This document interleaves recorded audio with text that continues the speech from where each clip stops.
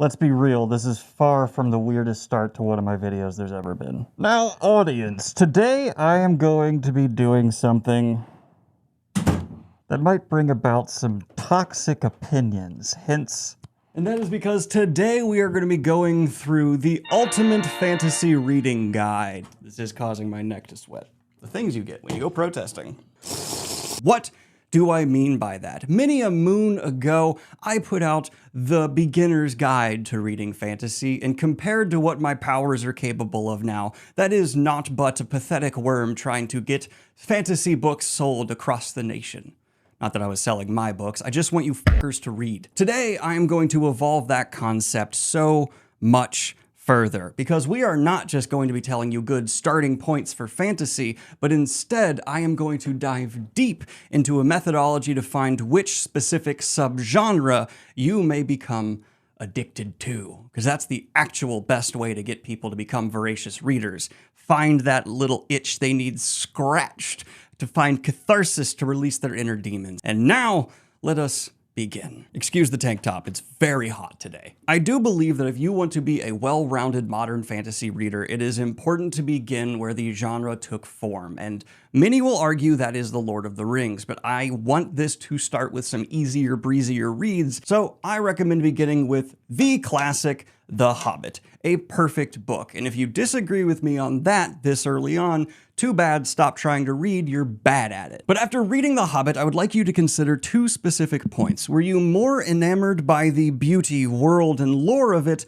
or just the creative choices? Because if you want more of that specific vibe, the sword and sorcery, epic, rah, I'm going to advise you to head south on our graph here. Now, if following Bilbo's journey there and back again through Middle-earth instead made you go, yeah, that was a wonderful book, but I'm not necessarily down for all this dragon stuff, we are going to get back to you as we head north. But for now, let us go ahead and dip our toes into the deep depths of epic fantasy. A great stepping point from The Hobbit is Wizard of Earthsea by Ursula K. Le Guin. It is somewhat a transitional story from the classic fantasy to the modern, but I believe more importantly provides a slightly different taste to epic fantasy world building while also getting into some more relatable modern themes than Tolkien's industrial commentary going on here. Don't get me wrong, there's a lot more said within The Hobbit. I just believe Wizard of Earthsea has more things that you can directly go, get me! Wizard of Earthsea again follows a character through a whimsical world, and Le Guin's narrative choices provide a vastly different taste as we cover massive swaths of time in just a few pages,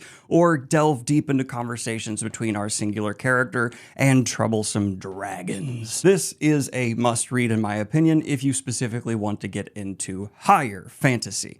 But after reading Wizard of Earthsea, I want you to ask yourself, again, two questions. Do you want something darker, or did you enjoy the lighter escapism that Wizard of Earthsea and Le Guin's particularly beautiful prose provided? If the latter is the case, then we are going to go ahead and pick up the book Small Gods by Terry Pratchett. This again is filled with quite a bit of themes, but also verges more directly into the commentary space, because we are seeing Terry Pratchett take the piss out of religion. Not in an offensive way, the man is very respectful in how he dives into these topics, but there is a satirization in organized religions as a whole, as we follow an absurdist character in the city of Ankh-Morpork. And the overall story here follows a character named Brother, who is a bit simple, but also can hear the voice of God. Shenanigans ensue, it's a blast. And I think it is a good idea to get comedy within fantasy addressed early on, because it also tends to be a pretty divisive angle to the genre. Some really like the absurdist opportunities that the fantastical provide, while others would rather stay well more grounded. But if you read Small Gods and went, this is classic and light, I dig it, I'm going to have you do a hard left turn and pivot. Reading Narnia by C.S. Lewis. While it's not my personal favorite, it is again something that'll help you vastly understand your specific taste in the space, because it is verging into the cozy territory. And if you read Narnia and say to yourself, well, actually specifically The Lion, the Witch, and the Wardrobe, the first book in publication order, but if you read that and think to yourself, cozier, then I am going to push you towards Legends and Lattes. widely considered the flagship for the cozy genre right now, as you follow an orc opening a coffee shop just struggling with the day-to-day business of small city life. It is the ultimate sip a cup of tea, wrap yourself in a blanket, fantasy book. But if you read that and the small amount of conflict available there is still maybe too much from you and you want to go cozier, then I am going to go ahead and suggest you pick up House in the Cerulean Sea, which follows a LGBTQ+ protagonist as he goes to explore a magical orphanage with a mysterious man in charge of it and a town that can't quite accept the other and different. And if you somehow want to go even cozier than that, I recommend you buy a blanket and start just reading the threads, because we have already found your specific subgenre niche, and that is going to be cozy fantasy. But hold on! You're not allowed to have just one subgenre niche. This is far too easy so far. We have to buckle down, get in shape, and figure out more nuanced what other paths lie open to you. And this is also going to be a pretty extreme here. While cozy fantasy certainly had its rise recently, we've also seen it burn out rather fast. A lot of people kind of needed a break after the deluge of grimdark that was popular for a while.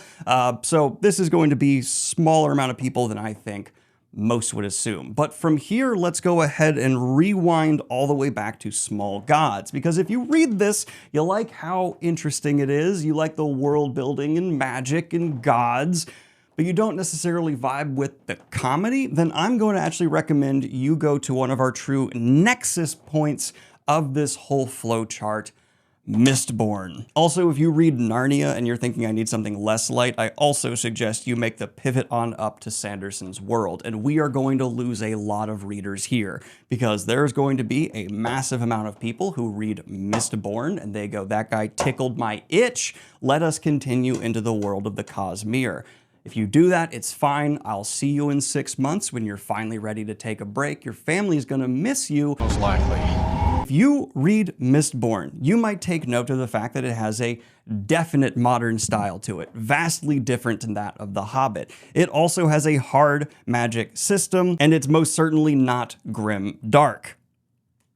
This follows the story of a Mistborn, someone who can use all kinds of different metal magics as they try and overthrow the evil overlord who actually has already successfully conquered the world. Uh-oh, literally named the Lord Ruler. This whole concept is like, what if Sauron was in charge and took over Middle-earth? And then we have a orphan specialist protagonist, chosen one, come up from the bottom to fight and take them down, tuteled by a subversion of the Gandalf mentor trope named Kelsier, who's very stabby. And just getting another easy path out of the way here that I think actually could be a substantial amount of you curious kitties. If you like the allomancy hard magic system, oh my gosh, I can absolutely imagine myself in a Mistborn cloak flying over.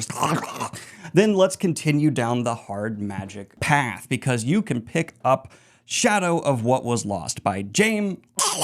He is going to have kind of a slow burn hard magic system. It's going to creep up throughout the pages, and eventually you're going to go, damn, this is hard. But to get your wand all the more erect, I recommend if you enjoyed that and you want to go harder, you're going to pick up Black Prism, the first book in the Lightbringer series. Black Prism follows several characters, and it's on that epic fantasy scale, as they are already kind of in charge, and it's more of a revolution from within the magical place. There's all kinds of mysteries abounds, false identities, but most importantly for you, you little freak, there is a hard magic system based on color drafting at the center of it, and it might be the most fun, flamboyant magic system we're going to talk about here today. Different colors provide different projections and things along those lines. Crazy stuff. And while some people can only use certain colors, others use all. And if you use too much, you'll break the color in your eye and then kind of lose yourself to the crazies. But if you read this and you think to yourself, my wand is not even throbbing yet,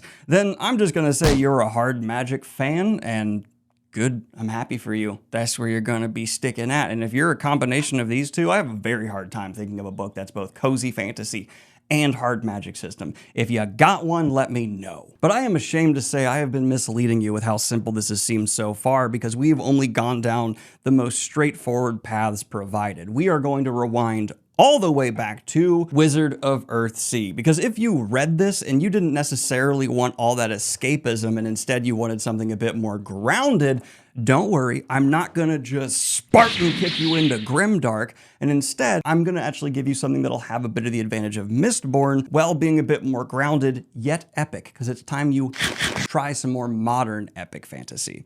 And that is going to be The Dragonbone Chair by Tad Williams, an absolute sleeper, slow burn staple of the genre that has been putting out quality content for decades. The Dragonbone Chair is truly epic scale, wide, awesome fantasy that is darker in tone without being just boiling death. It is still yet far from cozy though. There is civil war happening and you start following a lowly kitchen boy as the realm descends into chaos. It's a commitment because there's a lot of future books to get to, and if at any point you pick up a book here and go, oh, this was perfect, I want to finish that series, do so, no one's stopping you. I'm just saying if you haven't found the perfect pick yet, let's continue on down the graph because The Dragonbone Chair is more of a modern-ish tale with its focus on psychological ramifications of dark things going on. I wouldn't say it's fully into that obsessed with the ramifications of trauma that a lot of modern fantasy can be, but it is certainly transitional. Getting something simple out of the way, if you went, hey, this transitional time where we still have like the higher, nicer writing of classic fantasy, but I also get the more relatable human characters of modern, then a very nice hop, skip, jump over is going to be to Robert Jordan's Eye of the World. And if, like me, this is spot on to scratching your itch, you're just going to go ahead and continue to read The Wheel of Time, and once you finish, you're going to have a hollowness in your chest that you can never fill. But that's actually the end result of finishing any of these series you love. Continuing on, let's say The Dragonbone Chair, though, wasn't dark enough. You wanted something that's actually going to make you bite your nails and go, ooh, maybe humanity shouldn't be saved. Well, at that point, I am going to go ahead and say pick up George R. R. Martin's classic Game of Thrones. No, not A Song of Ice and Fire. We're saying the first name of books in this list, though I'm saying Mistborn, not The Final Empire, because it's very confusing that the first book in a series called The Final Empire. Game of Thrones, I don't need to go over the story here. We all know the story of Westeros, but if you read that, there's a few different reactions you could have. If you want less sword and sorcery, but equally dark, you're going to jump on over to The Blade itself, the first book in the First Law series. Think of this as grimdark fantasy, but pull out not all, but a lot of the magic. It's less focused on the whimsical lore and histories, and instead it's political intrigue with a slight fantasy backdrop. Also with the philosophy of what if we just take a whole bunch of the tropes from these stories and twist those characters, make them something rather different. For example, one of the main protagonists is a torturer, and you'll love him. Joe Abercrombie makes you love horrible people. It's a knack he has. It sounds psychotic to say until you read the book. But if you read both of these and you're saying to me, Daniel, I need darker, well then I'm gonna have you follow this dotted line all the way over to Black Company, the darkest fantasy book I have ever read. This is following the Black Company, a mercenary band, as they do a very realistic walkthrough of what mercenary bands who are hired by evil people would likely get up to. And I can't go more deep than that without getting demonetized on YouTube, but there is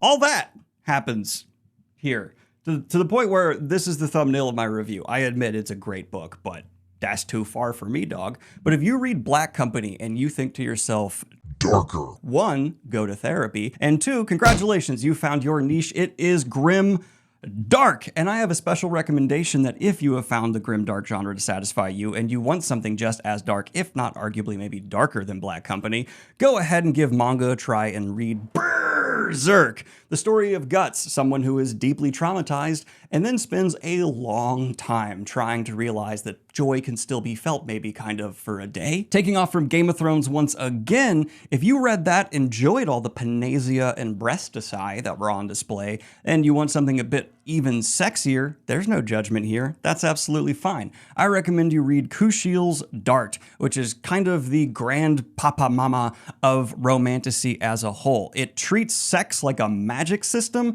and is without question, no doubt, a well worth reading fantasy epic on its own. Few trigger warnings are in there for sure. Look them up on your own. But I would also recommend it to dark epic fans. Make sure to make a pit stop eventually at Kushiel's Dart, because as I said, unless you have a aversion to reading sexy stuff, this is just going to be a damn good story. Congratulations if you like Kushiel's Dart. You're definitely going to add romantasy to your stockpile of subgenres you enjoy. And I think if you check this box, you absolutely have to read Akotar. It's a confounded nuisance. What is the law? But there is this oh so complex middle part we've yet to even touch on. And actually, I'm gonna go ahead and rewind us back to Game of Thrones. If you read Game of Thrones and you say to yourself, that was just the right touch of dark, I'm gonna recommend you sink on a little lower into higher epic fantasy and read Eric of Melbourne. I know that's not how you say it, my ass is dyslexic, so Elric to me is an Australian man named Eric. This is, I would say, slightly more modern than the Dragonbone Chair in terms of how it treats its main protagonist in a deeply psychological focused story of what it means to be someone with incredible power and a bit moral failings. Leave it at that. I just bought the audiobook to hear how the title's actually said. I figured I can't keep just calling him an Australian boy from Melbourne, Australia, so... Y'all, when I heard Samuel Brukin say Elric of Medivane, how was I that wrong? I've talked about these books in front of other authors before. None of them said anything. I really think this is a special book. I recently read it, and it has a beautiful mix of high epic fantasy with a more human perspective on it. You have curses, dark destiny, but the effort to actually make you relate to someone who's got a sword that soul steals, it's wonderful. Highly recommend it. We'll be doing a full video on that later. Moving on. I also think if you read Mistborn and didn't think it was quite challenging enough, and you want something that I would classify as a bit overall more, also go over to our Australian boy here. Also, I think if you like Australian boy, go ahead and read Eye of the World. They're a little bit tonally different, but I think in terms of their narrative focus, have some similarities that allow easy crossover. If Mistborn led you to here, and you have not done the Dragonbone Chair as well, very easy recommendation from our Australian boy. He's Australian and I'm Australian and all Australians. If you enjoy this, I also feel Witcher is an easy recommendation, so keep that in mind. But I wouldn't say it's a necessary next step. And instead, if you want even higher fantasy, 1, congratulations, you nerd. 2, then you're going to take one of the biggest steps a fantasy fan can take. I'm so proud of you for even being willing to take this journey, and that is reading the first book in the Malazan series, Gardens of the Moon. Don't worry, you will be confused. Eventually, you'll love it. Why do I say that about Malazan? Because a lot of these are the stories of a country, a chosen one, a nation. Malazan's the story of everything! It doesn't even tell one cohesive narrative you're supposed to follow from beginning to end in the typical hero's journey, and instead, by the time you reach the end of book 10, you realize instead it's a story that's been happening on the wider meta level from Erikson. He's a genius. Read it if you think you can stomach it. Definitely later on after you've gotten a few under your belt. If somehow you read this and it feels right, or you somehow demand even higher, sorry, I have nothing to offer you, but you have found that you are a dark epic fan, which, if that's the case, I have a ton of other recommendations to give you as well. 1, I think if you want something a bit more stylized and modern, these were great for you, but perhaps a more punk tone could add some spice. Go on over and read Empire the Vampire. Empire the Vampire tells the story of Gabriel, who is a defeated Silver Saint, and he is recounting the story of his life to a vampire that is holding him prisoner within the titular Empire of the Vampire. So just be very much so aware. I mean it when I say this is a much more stylized book. I love it, but it will not be everyone's cup of tea, and that's intentional. I also think once you have read a bunch of the staples of dark epic fantasy, you absolutely should read the Dandelion Dynasty. It's also easy to recommend if you enjoy Game of Thrones. Dandelion Dynasty is a silk punk fantasy that starts at a high epic level where you're going, oh yeah, we're watching the rise and fall of kingdoms, and there's a young, underdog who's trying to go against overwhelming odds, interesting magics, culture. Oh wow, we're zooming out. This is now the story of multiple peoples, and oh, it's the story of the whole land. You thought it was a big deal to follow a kingdom? This is the story of a continent, motherfucker. Basically, if even a third of the stuff in here appeals to you, once you've gotten through it, go ahead and do yourself a favor and check out Dandelion Dynasty. Ken Liu crafted something truly special and different that I think more people should read. But now it's time to clean up some more of the sub-branches. There is an offshoot here from Narnia, where I understand some of the people are going to read Narnia and go, I like that, but not for its coziness, not for the world, just for the fact that it was a YA story that actually treated its audience like they were mature and could understand some shit. And I agree with you. That's awesome. So you should absolutely scoot your boot on down to The Old Kingdom by Garth Nix. This follows a main character in the first book named Sabriel, as she, if you for some reason really like the wall from Game of Thrones, also has to deal with a conflict with a wall largely at the center of it. I don't know if that's your subgenre niche, go crazy. Isn't that a beautiful wall? One of my favorite angles of the world building here is there are two lands on either side of the wall. One is based in tech, in their power, the other magic. Sabriel, though, in a rather subversive choice for YA stories, has magic that deals in death. And so the theming here that Garth Nix is seeming to try and communicate to a rather young audience is how to handle the trauma of losing someone, coming to grips with your own mortality, and of course the burden of duty. I think this is one of the best, if not the best YA epics ever, and an absolute recommendation for pretty much anyone who just wants to feel like they are a well-rounded fantasy reader. If you enjoyed this though, I definitely think you should check out Song of Achilles. I also think Golden Compass, which we'll get to more later, is an easy recommendation. And finally, if the fairy tale angles of the Old Kingdom tickled you, the fact that it has this more weird, surreal elements and their animal companions and unexplained elements of the magic system like that, then I'd recommend you pop on down and read The Last Unicorn. If you enjoy that, congratulations, you're a fairy tale fan. I made that very small because not I planned the board poorly. It was an intentional smart choice because fairy tale fantasy is a bit less common. That's the reason. Don't question me. If the YA angle of the Old Kingdom appealed to you, then let's go a bit more modern. Check out Six of Crows by Leigh Bardugo. It's got some really interesting world building based in more Russian lore and mythos, and there is a banging series that is super popular among a lot of people that have different tastes than myself called Shadow and Bone that has been adapted. And if you're really enjoying the YA elements but you want to go back to more high fantasy, pick up Aragon, the first book in the Inheritance Cycle. If you're over 25, let's be honest, you've read that. And if that did tickle you as well, then yes, you are a YA fantasy reader, and I have very bad news. You have the curse of endless choices. More fantasy books are published in this space than any other genre, so you're never gonna catch up. You're never gonna feel like you've fully done your duty. You're suffering from success. Sorry. But also, if you end up down here, make sure to make a pit stop and read Song of Achilles. It is fantastic. Based off the title, I'm assuming you know this, but it's a reimagining of the story of Achilles. Is that a surprise to you? Now, our final branch off Old Kingdom here, if you specifically liked the weirder elements to it, I'm talking the stuff Tim Curry in the audiobook really reveled in. That's right, it's narrated by Tim Curry, and he does as good a job as you can imagine. Then from here, you're going to go ahead and read a classic I think everyone should just pick up. That's Alice in Wonderland. If that tickled your fancy, go ahead and hop over to Little Prince. Yes, these are both aimed towards younger audiences, but they are without question still some of the best literature of their time. And then finally, we can officially say you are a strange fantasy fan. And if you don't read Piranesi, I will show up at your house and shoot you. I'm kidding.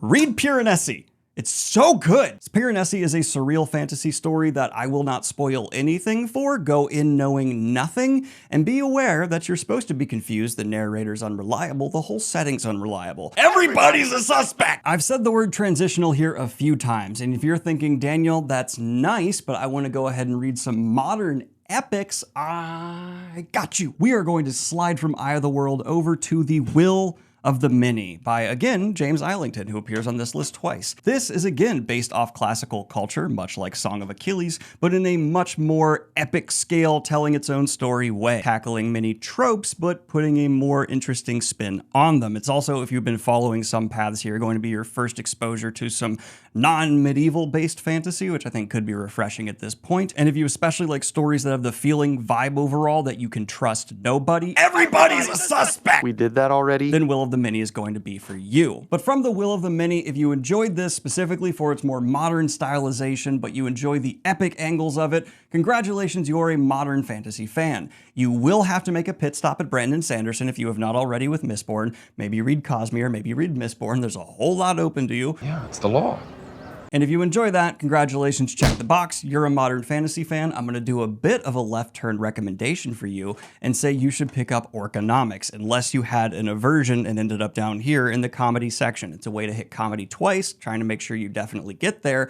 And it's also indie, which is something that's very important right now in modern fantasy, as well as just being a damn good time while having lots of high classic fantasy elements in it.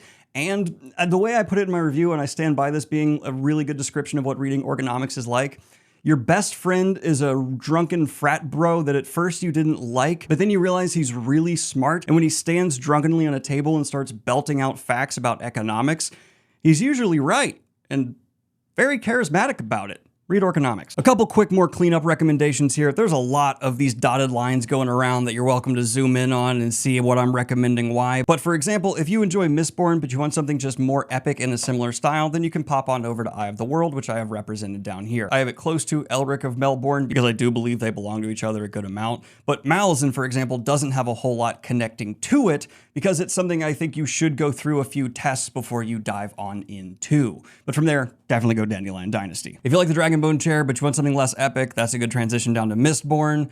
And from here, let's go ahead and rewind all the way back to The Hobbit. But all right, you read The Hobbit and you enjoyed it because it's The Hobbit. Who doesn't like it? It's weird not to. You're gross if you don't. But you weren't hooked on the dragons and the magic, the lore. You just appreciated it for what it was, but you'd like to try something a bit more, dare I say, urban fantasy. Well, I'm not gonna throw you in there just yet, and instead, we're gonna go for a less sword and sorcery angle first, and you're going to read The Golden Compass by Philip Pullman. This is a really good litmus test for a few reasons. It is full of commentary, and it's an alternative close world setting that does have real world elements that become bigger as the story goes on. You follow the story of Lyra and her demon, her soul manifested out of her body into like an animal that can transform and has a personality, as she investigates the mystery of her lineage, dust, yes, that's a thing, not the dust you're thinking of, but kinda, and other worlds while also still having witches. There's a few different reasons you could like or not like this book. I personally love it, but if you read it and went, hey, I'd like something even a bit more real world, I'm gonna go ahead and push Lev Grossman's The Magicians at you. Again, it's a academic setting, which is almost hard to avoid if you're getting into more modern-based fantasy. But here we're gonna be following a boy as he's learning magic in a school in the real world. Definitely some, not Donnie Darko, but I don't like society, I'm a special boy, done well vibes going on here. If you like that and you want even more real world fantasy, maybe even of the epic variety, I'm gonna push you over to the Dresden Files. Fair warning, it's hornier. And if you enjoy the Dresden Files, congratulations, you just like urban fantasy. And a note from Kayla, from here, you should read Anita Blake, and eventually, after you get past book 6, love it and then be disappointed, because it is important that you learn fantasy authors will eventually disappoint you. George R. R. Martin, he's doing it to millions every single day. Laurel K. Hamilton, she decided to send in just writing porn. So that was a turn. But this is a very straight path that is just, hey, you like real world, let's do some checks. Bam, you are an epic or just urban fantasy fan.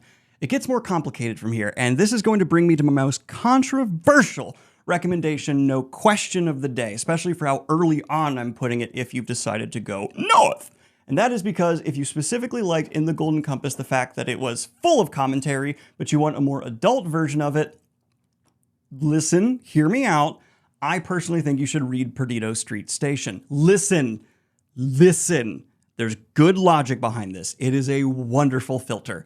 New Weird is a genre that takes the possibilities of fantasy and decides to do a whole bunch of theming and commentary, usually in a political sense, and it was started by a fella named China Melville. This is his book. Started, some people debate that, but he certainly popularized it. Perdido Street Station covers ideas of energy crises, crime organizations, prejudice, set in a world where there's people having relationships with bug people. It is bizarre. And if you like it, congratulations, go read New Weird. You're my favorite type of freak. Get your freak on, don't let nobody stop you. If you were kind of on it, but you like that it's definitely more of a sci fantasy story, congratulations, you're a sci fantasy fan. That's a video for another day. But if your response to that was, what the f, I understand, and also, good. we've now cleared out a lot of options, and we're going to go for some more traditional recommendations in this space. And I would just like to quickly remind people the point of this video is not to show you the best of fantasy. There are several books I've talked about here that I thought were just okay,